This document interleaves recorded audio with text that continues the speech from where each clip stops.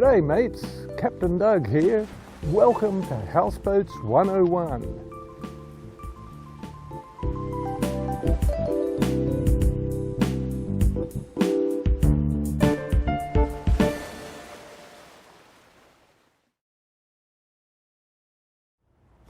I mentioned that the houseboat industry had suffered a contraction during the Great Recession of 2008. The number of builders dropped dramatically. With only a few factories building these boats right now, the effect is that the number of houseboats entering the population is greatly reduced. This has had a positive effect on the used houseboat market, where we have seen prices gradually increasing. No longer is a houseboat a depreciating investment once it reaches a certain age. It becomes more like a piece of real estate. This has had a correspondingly positive effect on financing a houseboat.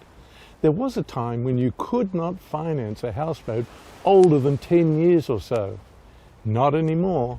Finance is available for boats 20 or more years older now.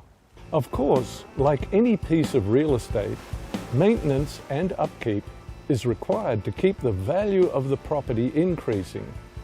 If a houseboat is left to decay, its value will drop, just as it would for a regular house. When you first set out to buy a houseboat, you should consider several things. Number one, how do you anticipate using the boat? You'd be surprised how many people buy a houseboat to have it sit at the dock. We call these owners dock captains.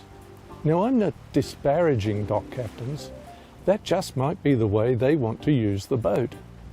If this is you, you don't really care about engines or whether the boat has thrusters or not, or if they're even working.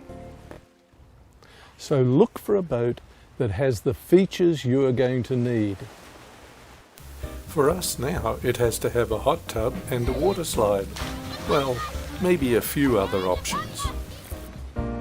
If you hope to take the boat out, then you're going to need to pay more attention to propulsion. Number two, are you going to finance the boat or are you going to pay cash for it?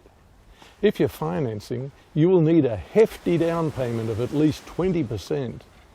And the finance company is going to insist on a survey of the boat.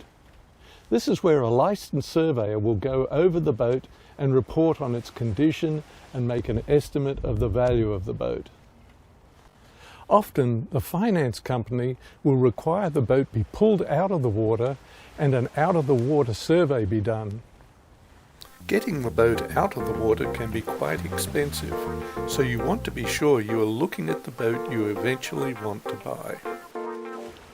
While we're on the topic of surveys, there are some things to be wary of. One surveyor suggested to me that he do some sort of X-ray of the hull to check for thin spots in the aluminum. Of course, it was an expensive adder to the price. So don't be fooled by this sort of upselling. Go look at the hull yourself and look for any unusual corrosion. Aluminum, especially in freshwater lakes and rivers, does not readily corrode unless there's been some sort of electrical leakage into the water around the boat, or someone spilled battery acid into the hull. If you are paying cash, it's up to you about a survey, although I still highly recommend it. Not an out-of-the-water survey so much, unless you're suspicious about the hull or the outdrives. Number three, insurance.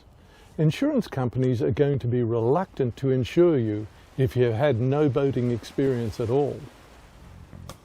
If you are new to boating altogether, get a qualified captain to give you multiple lessons. If you are moving up from a smaller boat, they will take that into account. Don't expect to go from a 20-foot runabout to a 100-foot houseboat without some difficulty. Number four, delivery. So the boat you have your heart on is located on a different lake or waterway. You're going to need transport.